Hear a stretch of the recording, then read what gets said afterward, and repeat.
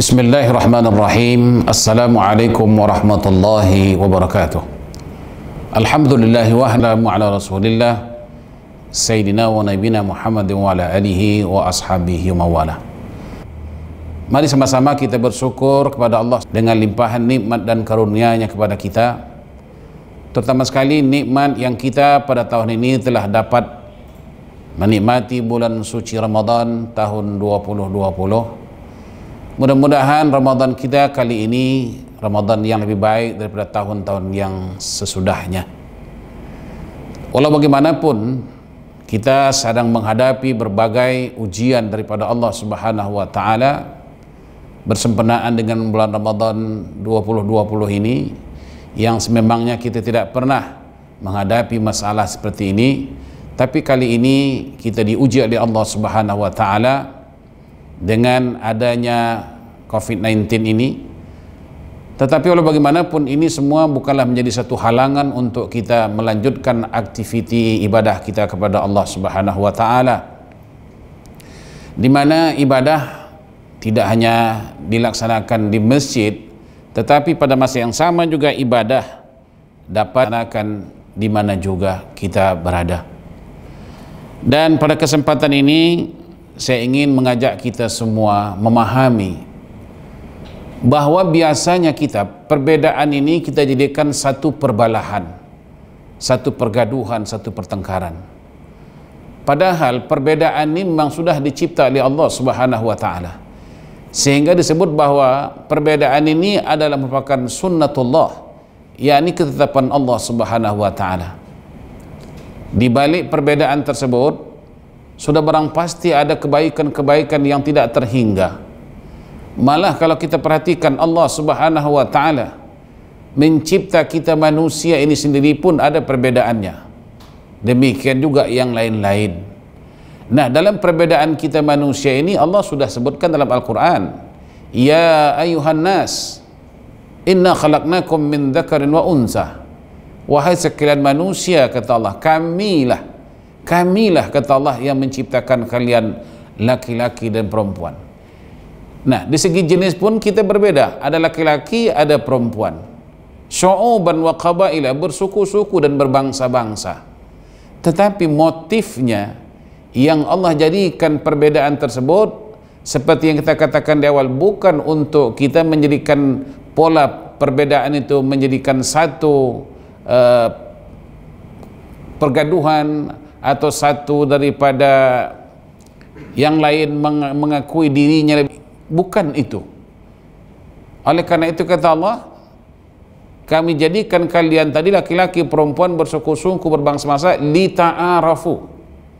Lita'arafu ini banyak untuk kamu saling mengenal. Kenali mereka. Apanya dikenali? Kenali agamanya, kenali budayanya, kenali isi hatinya, dan banyak perkara-perkara yang kita disuruh oleh Allah Subhanahu wa taala dalam ayat tersebut, lita'arafu. Kemudian hakikatnya kesukuan, kebangsaan, jenis itu tidak ada artinya di sisi Allah Subhanahu wa taala. Maka dalam ayat tersebut Allah menutup dengan kalimat, inna akramakum indallahi atqakum. Sesungguhnya orang yang mulia di kalangan kamu, kata Allah, adalah siapa di antara kamu yang lebih bertakwa kepada Allah Subhanahu wa taala. Jadi jelas bahwa perbedaan itu bukan kepada suku, bangsa, agama, tetapi kepada ketakwaan kita kepada Allah Subhanahu wa taala. Itu satu. Yang kedua, bahwa kebaikan seseorang itu jelas bukan kepada kesukuannya, bukan kepada kebangsaannya, tetapi kepada ketakwaannya. Justru dalam kita hidup di dunia ini, kita disuruh oleh Allah Subhanahu wa taala untuk berlomba-lomba, ya, menjadi insan hamba Allah yang bertakwa. Maka pada kesempatan bulan Ramadan inilah juga merupakan anjang untuk kita dalam meningkatkan amal ibadah kita kepada Allah Subhanahu wa taala. Kemudian bulan Ramadan adalah bulan ihsan. Bulan Ramadan adalah bulan kasih sayang. untuk kita melahirkan kasih sayang di antara satu dengan yang lain. Demikian juga tentang kasih sayang ini dalam Islam, dia tidak memilih suku, bangsa, dan agama, melainkan kebaikan dalam Islam, ihsan dalam Islam ini tidak terikat dengan agama, bangsa, dan budaya. Artinya apa?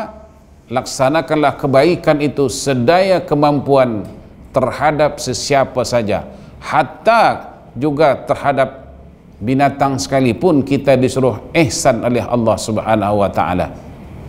Kemudian dalam kita melaksanakan kebaikan ini, semua orang mau dilakukan dengan baik. Justru umpamanya kalau kita mau dilayani dengan baik, hendaklah terlebih dahulu kita baik lagi. Maka Nabi kita SAW memerintahkan kepada kita bahwa jika sesiapa yang melakukan kebaikan kepada kita, maka kita hendaklah melakukan kebaikan tersebut kepada orang lain lebih baik daripada orang tersebut. Maka untuk kita jangan menjadi orang yang kecewa, pastikan yang kita hari ini lebih baik daripada semalam, dan seterusnya pula besok lebih baik daripada hari ini. Artinya apa? Manusia yang baik itu ialah manusia yang semakin ke depan semakin lebih baik lagi. Nah, para hadirin sekalian, manakala kita berbicara masalah perbedaan, apakah itu perbedaan bangsa, apakah itu perbedaan pendapat dan lain sebagainya, yang ingin kami sampaikan di sini ialah bahwa perbedaan tersebut adalah merupakan sunnatullah. Maksudnya Allah lah yang menjadikan kita berbeda-beda di antara satu dengan yang lainnya. Hal ini telah dirakamkan oleh Allah dalam Al-Quran, di mana Allah sebut, ya ayuhan nas, wahai manusia, khalaqnakum min dzakarin wa unsa, kamilah menjadikan kalian laki-laki dan wanita, syu'uban wa qabaila, bersuku-suku dan berbangsa-bangsa, di mana Allah Subhanahu wa taala telah menyebutkan di dalam Al-Qur'an, ya ayuhan nas, wahai sekalian manusia, khalaqnakum min dzakarin wa unsa, kamilah kata Allah yang menciptakan kalian, yang menjadikan kalian laki-laki dan wanita, syu'uban wa qabaila, bersuku-suku dan berbangsa-bangsa, li ta'arafu, untuk kalian saling mengenal di antara satu sama lainnya. Inna akramakum indallahi atqakum, tetapi kata Allah, kesukuan kebangsaan itu bukan menjadikan satu integriti, melainkan quality manusia itu ialah ketakwaannya kepada Allah Subhanahu wa taala. Justru peluang dan masa hidup ini bagi kita hendaklah kita gunakan untuk kita berlomba-lomba menjadikan diri kita ini menjadi insan hamba Allah yang bertakwa. Kemudian selanjutnya, perbedaan itu bukanlah menjadikan satu halangan kepada kita untuk kita nak mencapai kemajuan. Perbedaan itu sendiri merupakan sarana untuk kita menjadi orang yang boleh lebih maju lagi. Dengan adanya kita bekerja sama, bergotong royong untuk menjadikan sesuatu, maka sesuatu yang nak kita cipta itu akan menjadi baik jika ada kerjasama dan jika adanya perbedaan di antara satu dengan yang lainnya. Sebagai contoh, membangun sesuatu bangunan, tentu kita harus mencari arsitek yang mempunyai ahli dari segi masing-masing. Dari segi piling, ada ahli dari segi seni bangunan. Jadi perbedaan-perbedaan ini kalau disatukan menjadi satu, di sanalah letak keindahan dan kebaikannya. Mirip tuan-tuan, kalau kita contohkan dalam diri kita sendiri, jari-jari tangan kita ini mempunyai kelainan di antara satu dengan yang lain. Maka dengan adanya kelainan-kelainan itulah merupakan jari kita ini indah, cantik. Demikian juga kalau kita bayangkan bunga di taman, dengan adanya perbedaan warna-warna bunga di taman tersebut menjadikan pandangan taman itu menjadi indah. Demikian juga yang lainnya. Jadi jangan sekali-kali kita menjadikan perbedaan itu merupakan satu perbalahan. Nah, ini yang harus kita perbaiki. Kita kadang-kadang perbedaan ini menjadi satu perbalahan. tuduh menuduh, tuding menuding, sehingga perbedaan itu tadinya rahmat sekarang menjadi laknat. Ini perkara yang harus kita elakkan antara satu sama yang lain. Berbilang bangsa, berbilang budaya, itu adalah hikmah yang paling besar di dalamnya. Maka Allah menyuruh kepada kita, lita'arafu, pelajari kelebihan-kelebihan, kelainan-kelainan yang ada pada orang lain, untuk kamu lebih maju lagi. Kemudian pada masa yang sama, kita maklum bahwa bulan Ramadan inilah bulan ihsan, bulan kebajikan. Maka apa kita lakukan di bulan Ramadan ini? Lakukanlah sebaik dan sebanyak mungkin. Jangan kira banyak sikitnya, yang penting kita berbuat. Apatah lagi bulan Ramadan, tidak ada istilahnya yang sikit di sisi Allah Subhanahu wa taala. Maka pada bulan Ramadan ini, tingkatkan lagi derma kita, tingkatkan lagi sumbangan sedekah kita. Mudah-mudahan juga dengan sumbangan sedekah kita khusus di bulan Ramadan ini, Allah Subhanahu wa taala akan mengangkatkan penyakit corona. Sebab Nabi kita Muhammad sallallahu alaihi wasallam menyebutkan dalam hadisnya bahwa sedekah yang kamu hulurkan itu dapat menutup pintu-pintu bala dan dapat menjauhkan, mengangkat bala-bala yang sedia ada. Nah, inilah kesempatan kita di bulan Ramadan yang diambang pintu yang sudah kita nantikan dan yang sudah kita harapkan. Dan jangan sekali-kali kita merasakan bahwa dengan adanya COVID-19 ini satu hambatan melaksanakan ibadah kepada Allah. Jangan. Sebab oleh bagaimanapun yang namanya COVID-19 ini adalah daripada Allah Subhanahu wa taala. Ada hikmah, ada kebaikan yang dapat kita raih di dalamnya insya-Allah. Jadi kita harus berfikiran yang positif, jangan berfikiran yang negatif. Dan jangan sekali-kali kita menjadikan ini rupanya satu kemarahan Allah. Allah tidak pernah mendatangkan kemarahannya, malah Allah selalu memberikan kebaikan-kebaikan kepada hamba-hambanya.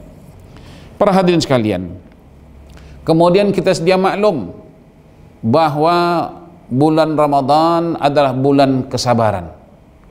Maka di dalam Ramadan ini kita meningkatkan kesabaran. Manakala kita berbicara masalah kesabaran, Ibnul Qayyim telah membahagikan kesabaran itu pada 3 bahagian. Pertama, kita disuruh sabar dalam melaksanakan ibadah kepada Allah. Yang kedua, kita disuruh sabar dalam meninggalkan maksiat kepada Allah. Dan yang ketiga, kita disuruh sabar dalam menghadapi musibah ujian Allah Subhanahu wa taala. Nah, inilah dia kedudukan sabar. Dan sememangnya sabar adalah satu kalimah yang mudah disebut, yang barangkali mudah diingat, tetapi ianya sesuatu yang susah untuk kita laksanakan. Karena apa? Sebab sabar ini adalah satu kedudukan yang paling tinggi makamnya di sisi Allah Subhanahu wa taala. Dan sabar itu juga adalah merupakan pahala yang paling besar ganjarannya di sisi Allah. Apa Allah sebut? Innama yuwaffas sabiruna ajrahum bighairi hisab. Sesungguhnya ganjaran pahala orang sabar itu tidak terhingga, tak terhitung banyaknya. Jadi kalau kita susah dalam menghadapi kesabaran, susah dalam melaksanakan kesabaran, itu adalah yang wajar. Bermakna berat untuk kita laksanakan, tentu juga besar pahala yang diberikan oleh Allah Subhanahu wa taala. Makanya Allah menyebutkan innallaha ma'as sabirin. Sesungguhnya Allah itu bersama orang yang sabar. Bayangkan saja, bersama Allah. Maknanya sabar itu adalah sifat Allah. Maka jika sesiapa yang bersabar, bermakna dia bergandingan, berdampingan dengan Allah Subhanahu wa taala. Para pendengar yang kami hormati, dalam kita melaksanakan kesabaran, dalam satu kisah disebutkan bahwa sabar itu hendaklah bermula di awal kejadian. Ada satu kisah di zaman Rasulullah sallallahu alaihi wasallam, ada seorang ibu yang kematian anaknya. Lalu si ibu ini meronta-ronta, menunjukkan ketidaksabarannya, atau istilahnya dia macam mau komplain dengan Allah Subhanahu wa taala. Kemudian Nabi sallallahu alaihi wasallam menegur ibu ini, "Wahai ibu, bersabarlah dalam menghadapi ujian Allah." Lantas si ibu ini tidak terima apa yang nasihatkan Nabi sallallahu alaihi wasallam. Lalu Nabi tinggalkan si ibu ini, kemudian datang sahabat yang lain menemui si ibu ini. Wahai ibu, tahukah ibu siapa yang menegur ibu tadi? Yang menegur ibu tadi adalah Rasulullah sallallahu alaihi wasallam. Lalu si ibu ini merasa bersalah. Kemudian besoknya si ibu ini mau menemui Rasulullah sallallahu alaihi wasallam. Dalam arti kata si ibu ini mau minta maaf kepada si Rasulullah sallallahu alaihi wasallam. Maka Nabi menyebutkan as-sabru inda sadamatil ula. Kata Rasulullah, ibu, nak sabar itu ialah di awal kejadian. Bermakna letak tempat sabar itu ialah di awal kejadian. Jadi kita dalam menghadapi apa juga ujian Allah Subhanahu wa taala, hendaklah kita bersabar. Itu dalam ujian. Hatta juga dalam ibadah kepada Allah, kita mesti tidak sabar. Maka dalam Al-Quran Allah sebut wasta'inu bis-sabri was-salah. Mohonlah pertolongan kepada Allah itu dengan sabar dan salat. Di sana Allah sebut sabar dulu baru salat. Nah, ini menunjukkan apa? Menunjukkan bahwa sabar itu adalah makam yang paling tinggi di sisi Allah Subhanahu wa taala. Sebagai contoh, kalau kita nak salat pun, selagi waktunya belum masuk, maka kita tidak dibenarkan bersalat. Sabar, tunggu waktu salat itu masuk. Demikian kedudukan sabar itu di sisi Allah Subhanahu wa taala. Kemudian Allah Subhanahu wa taala juga menyebutkan bahwa nilai orang sabar itu balasannya apa? Surga. Di mana Allah Subhanahu wa taala menyebutkan salamun alaikum bima sabartum fa ni'ma uqbadar. Salamun maknanya apa? Sambil mengucapkan salamun alaikum bima sabartum, maka alangkah baiknya tempat tersebut. Makna apa? Orang yang sabar ini tempatnya adalah surga di sisi Allah Subhanahu wa taala. Para pendengar yang kami hormati, sesungguhnya apa juga yang berlaku kepada orang-orang beriman, nilainya adalah baik di sisi Allah Subhanahu wa taala. Sehingga Nabi pernah menyebutkan, sungguh menakjubkan apa juga yang berlaku kepada orang-orang mukmin itu, kata Nabi apa? Kulluhu khairun, semuanya baik. Kalau seseorang itu, kata Rasulullah, musibah itu macam-macam, penyakitkah, kesusahankah, kemiskinankah, lalu dia bersabar, maka kata Nabi, huwa khairun, itu baik baginya. Kalau umpamanya pula dia mendapat nikmat kebaikan, kesehatan, kekayaan, lalu dia bersyukur, huwa khairun, kata Nabi, itu juga adalah satu kebaikan. Jadi bagi kita orang mukmin, apa juga yang kita dapat, dengan catatan kalau kita bersabar, kalau kita bersyukur, di sana ada nilai-nilai pahala di sisi Allah Subhanahu wa taala yang tidak terhingga banyaknya. Para hadirin sekalian, Nabi kita Muhammad sallallahu alaihi wasallam adalah insan yang paling mulia, insan yang paling terbaik. Namun baginda sallallahu alaihi wasallam juga tidak terlepas daripada ujian itu sendiri. Maka Nabi kita sallallahu alaihi wasallam bersabar. Sebab Nabi kata tidak ada insan, tidak ada orang yang paling banyak mendapat ujian Allah itu melainkan al-anbiya. Sebagaimana ditanyakan oleh sahabat Nabi Sa'ad bin Waqqas, Sa'ad bin Waqqas ya, bertanya kepada Nabi, ya Rasulullah, ayyun nasu asyaddul bala? Ya Rasul, siapakah orang yang banyak mendapat ujian Allah? Nabi ketika itu menjawab, al-anbiya, orang yang paling banyak mendapat ujian Allah itu ialah para anbiya. Para hadirin sekalian, selanjutnya ingin kami mengajak kita semua bahwa bulan Ramadan ini adalah bulan yang tadinya dilipat gandakan pahalanya di sisi Allah Subhanahu wa taala.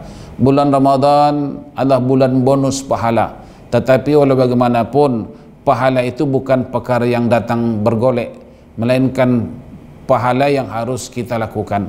Oleh karena itu, marilah kita jadikan bulan Ramadan bulan yang lebih mengutamakan orang lain ketimbang diri kita sendiri.